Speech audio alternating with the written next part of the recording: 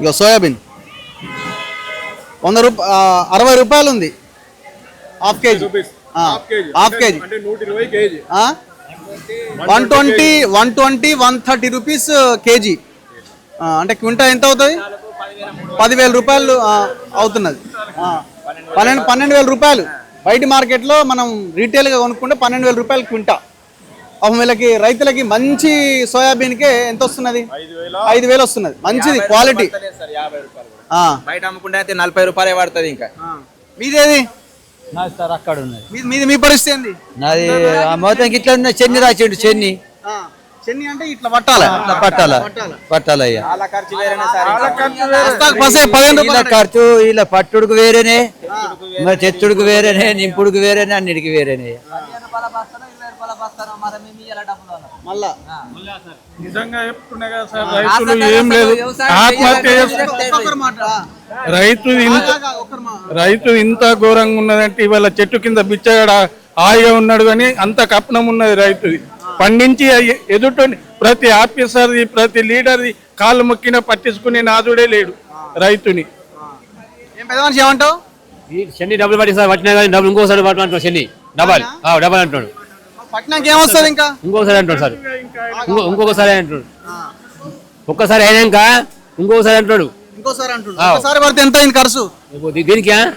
ఎంత కుంటలకు? ఎంత 40 రూపాయలు 40 కుంటలకు. ఇంకోసారి అంటే ఎన్ని కొట్టాలి?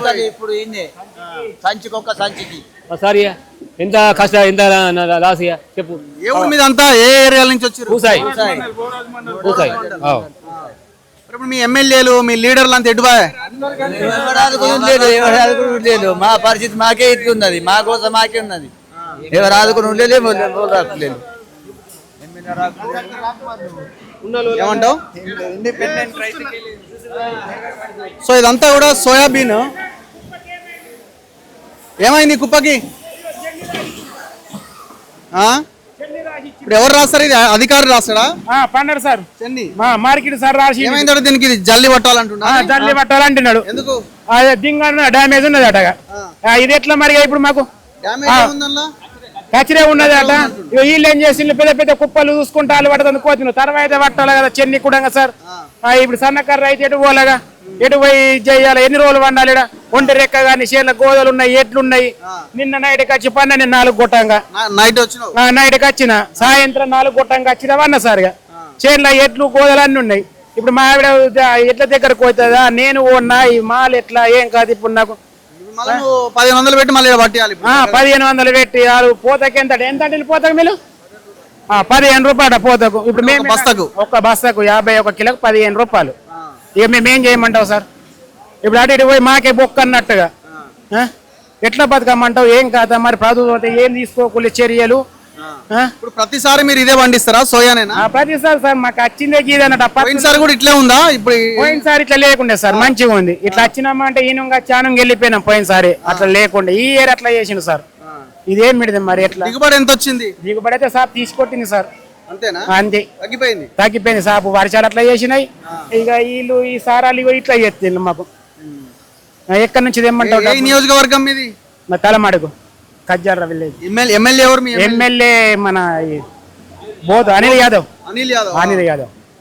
మరి వచ్చిరా తిరుగుతున్నారా లీడర్లు? ఎవరు అసలేలు ఎవరు పట్టించుకోలేదు సార్. అంతే. ఏం చేస్తావుగా? మాకు వచ్చిన కుక్క కూడా అత్తలేదు. అప్పుడే తిల్ల పొంట వస్తారు. ఓటేయి అనుకుంటా. ఊళ్ళో నాయకులు వస్తారు, అధికార నాయకులు వస్తారు, అందరు వస్తారు. మరి పంట ఇడు ఉన్నప్పుడు మరి ఒక్కడు ముందు అడిగిరారు. మరి మేము మొత్తం కొనుగోలు చేస్తున్నాం, చివరి గింజ వరకు కొంటామని మాట్లాడతారు మీడియాల ముందు. కాదు మరి ఏది ఉన్నది గింజల ముందు కొనేది మరి ఏది మరి? ఇది కాదా? ఏమో మాల్ చూడండి సార్ మీరు ఒకసారి. అయితే ఎట్లున్నది మరి? మాల్ అయితే మంచిగా ఉంది కదా. గింత అభిమానం చేస్తే ఎట్లుంటది ఇది మాకు? బానే ఉండదు మరి. మళ్ళీ ఇలా తేమ శాతం చూస్తున్నారా? తేమ లేదు, ఏమీ లేదు అన్నట్టు. రంగు మారింది పాపం కొంటలేరు. రంగు మారిందని పూర రిజెక్ట్ చేసేస్తుంది. ఇంటికి ఎత్తుకపోవాలి. ఏడ పోసుకుంటాడు పండించుకున్నాడు, కాలం చేసిన కైపది. ఇక రైతు ఏం చేస్తాడు పాపం?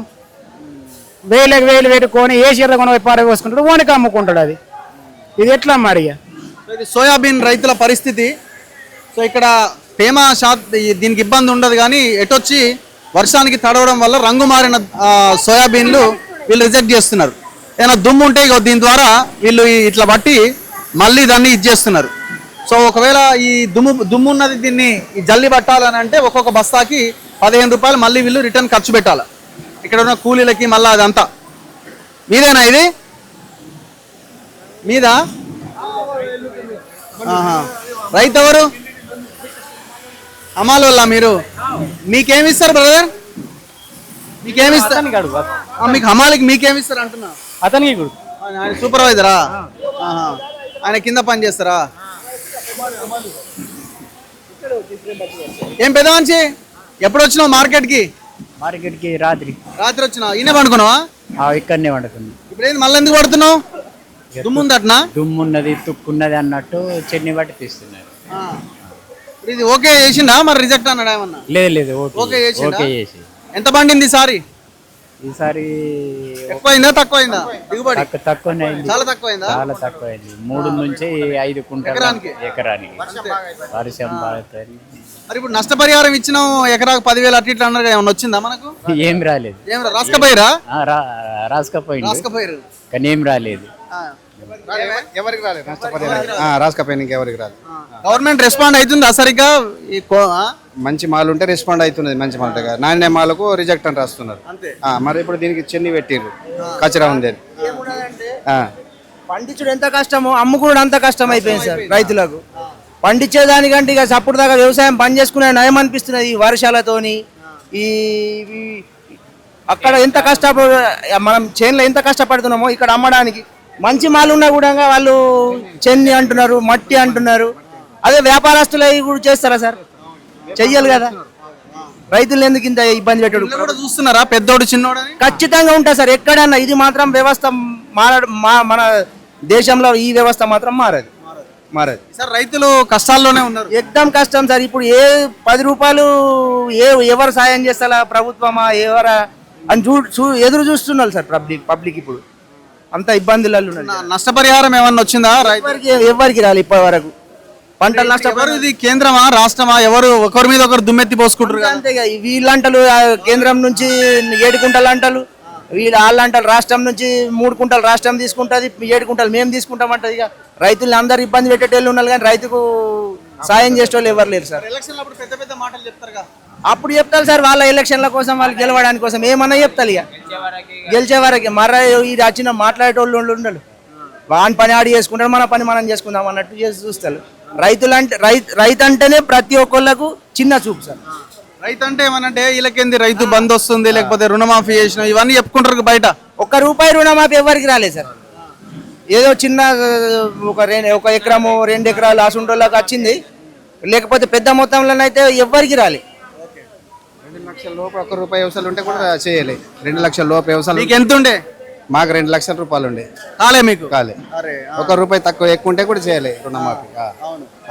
వాళ్ళు అవసరం పడ్డప్పుడు వాళ్ళు అవసరాలు తీసుకుంటేందుకు చేస్తారు. ఇప్పుడు మన అవసరం అంటే మాకు తెలియదు ఆ ధర్నా అది ఇది అని అంటారు సార్. సో ఇట్లా ఏ రైతు పరిస్థితి చూసినా అదే చాలా దారుణంగా ఉన్నదా? ఏమంటారు? సేమ్ అదేనా? అందరిది అదే పరిస్థితి? కొత్త పెట్టింది ఇప్పుడు. అది ఏంటిది? తమ్మే సార్. కస్టమర్ అలాంటి ముసలి పిసోళ్ళు తమ్మంటూ సిస్టమ్ అది బాగా ప్రాబ్లం. ముసలి మటుకు ఓటీ అంటే ఏం కాదు.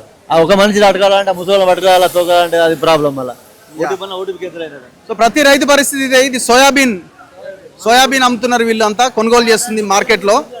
సో చాలా దారుణంగా ఉన్నది పరిస్థితి. ఇక్కడ సమస్య ఏంటంటే రంగు మారిన సోయాబీన్ ఉన్నది, మంచి గ్రేడ్ 1 సోయాబీన్ ఉన్నది. దానికి ఎలాంటి ఇబ్బంది లేదు. దానికి కూడా రకరకాల కొర్రీలు పెడుతున్నారు. ఇక రంగు మారితే రిజెక్ట్ చేసి పడేస్తున్నారు. ఇప్పుడు ఇది రంగు మారింది, ఇందాక మనం చూసింది. ఇప్పుడు వీళ్ళు ఏం చేయాలంటే రిజెక్ట్ చేసి ఇంటికి తీసుకెళ్ళిపోవాలి. సో మీరు ఏమైనా మాట్లాడతారా? పాపం వాళ్ళు గోసలు వాళ్ళు బిచ్చపోళ్ళ కన్నా ఘోరంగా ఉన్నది మా పరిస్థితి. ఓట్లగా నాడేమో ఓట్ల గురించి వస్తారు, మా గదం పట్టుకుంటారు, కాళ్ళు పట్టుకుంటారు, ఓట్లు వేయించుకుంటారు, పోతారని. పబ్లిక్ కూడా పైసలు తీసుకొని ఓట్లు వేసారు, బంద్ చేసారు. మంచోళ్ళని ఎన్నుకుంటే గింత సమస్య ఉన్నది. ఇప్పటిదాకా ఒక రాజకీయ నాయకుడు రాలేదు.